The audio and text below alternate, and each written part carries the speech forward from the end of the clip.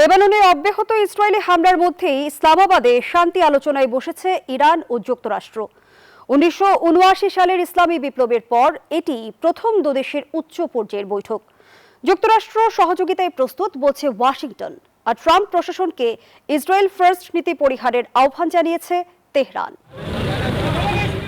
১৯৭৯ সালের ইসলামী বিপ্লবের পর এই প্রথম তেহরান ওয়াশিংটনের মধ্যে সর্বোচ্চ পর্যায়ের বৈঠক। তাই তো নিরাপত্তার চাদরে ঢেকে ফেলা হয়েছে রাজধানী ইসলামাবাদকে। শহরটির সেরেনা হোটেলের আশেপাশের কয়েক কিলোমিটার এলাকায় নেওয়া হয় কয়েক স্তরের নিরাপত্তা ব্যবস্থা।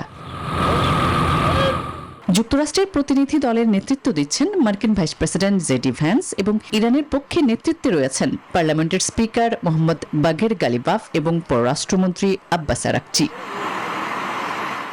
স্থায়ী শান্তি প্রতিষ্ঠায় অনুষ্ঠিত বৈঠকে উত্থাপিত হচ্ছে দুই পক্ষের নানা শর্ত।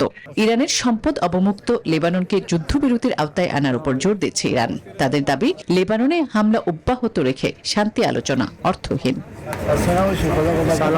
ইসলামাবাদে আলোচনার ফাঁকে পাকিস্তানের প্রধানমন্ত্রী শাহবাজ শরীফের সঙ্গে সাক্ষাৎ করেছেন মার্কিন ভাইস প্রেসিডেন্ট জেডি ভ্যান্স। এ সময় ছিলেন ট্রাম্প প্রশাসনের বিশেষ দূত স্টিভ উইটকফ এবং জারেড কুশনার। এর আগে পাকিস্তানের প্রধানমন্ত্রীর সঙ্গে সাক্ষাৎ করেন ইরানের স্পিকার মোহাম্মদ বাকের গালিবাফ এবং পররাষ্ট্রমন্ত্রী আব্বাস আরাকচি সহ ইরানি প্রতিনিধি দল। এদিকে ইসলামাবাদে শান্তি আলোচনার মধ্যেও লেবাননে থামেনি সংঘাত। বৈরুতে ইসরায়েলি হামলায় বেশ কয়েকজন হতাহত হয়েছেন। আসমা তুলি, নিউজ 24।